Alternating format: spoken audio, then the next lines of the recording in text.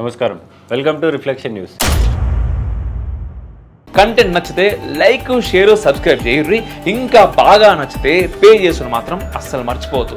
మీరు పంపే రూపాయి అయినా కూడా నాకు అది చాలా చాలా చాలా ఇంపార్టెంట్ అండ్ చాలా పెద్దది. ప్రధానమంత్రి Modi concept one nation one election పై దేశవ్యాప్తంగా మరోసారి చర్చ తీవ్రమైన విషయం తెలిసిందే.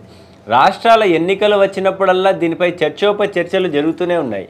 దీనిపై MIM party MP Asaduddin Owaisi తీవ్రంగా రియాక్ట్ అయ్యాడు. వన్ నేషన్ వన్ ఎలక్షన్ అనే కాన్సెప్ట్ దేశానికి అవసరం లేదని, అది కేవలం ఆర్ఎస్ఎస్ బీజేపీలకు మాత్రమే కావాలని చెప్పుకొచ్చాడు అసద్.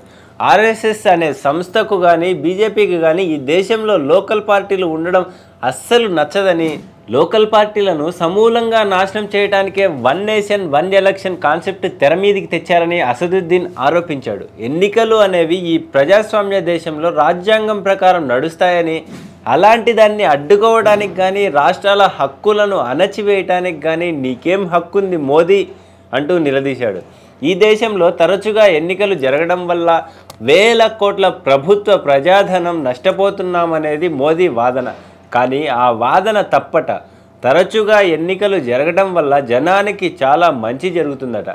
ఎన్నికలు వచ్చినప్పుడల్లా ప్రభుత్వాలు ప్రజల ఓట్ల కోసం పెట్రోల్, డీజిల్ ధరలు తగ్గిస్తాయని, ఇంకా చాలా రకాలుగా ప్రజలకు ఉపయోగపడే పనులు జరుగుతాయని అసద్ చెప్తున్నాడు. మొన్న పార్లమెంటు ఎన్నికల సందర్భంలో కూడా మోదీ తానే స్వయంగా పెట్రోల్, డీజిల్ ధరలు తగ్గించలేదా అంటూ ప్రశ్నిస్తున్నాడు. ఈ దేశంలో ఒక్కో రాష్ట్రానికి ఒక్కోసారి ఎన్నికలు జరిగాయి కాబట్టి ప్రతి రాష్ట్రంలోని స్థానిక ప్రభుత్వం 5 ఏళ్ల పాటు ప్రభుత్వాన్ని నడిపిస్తాయని, అది రాజ్యాంగబద్ధమేనని చెప్తున్నాడు. వన్ నేషన్ వన్ ఎలక్షన్ వల్ల ప్రభుత్వాల పూర్తి పాలన కాలం పూర్తి కాకుండానే మధ్యలోనే రద్దు చేసి ఇష్టం వచ్చినప్పుడు ఎన్నికలు పెట్టడానికి మోదీ ఎవరు అంటూ రివర్స్లో ప్రశ్నించాడు అసద్. మోదీ అన్న, బీజేపీ అన్న, ముఖ్యంగా ఆర్ఎస్ఎస్ అన్న అసదుద్దీన్కు అస్సలు గిట్టదు. వాళ్ళు ఏం చేసినా అది తప్పేనంటాడు. ఇప్పుడు కూడా అదే చెప్తున్నాడు అసదుద్దీన్. దీనిపై బీజేపీ రియాక్షన్ ఎలా ఉంటుందో చూడాలి. జై హింద్, జై భారత్.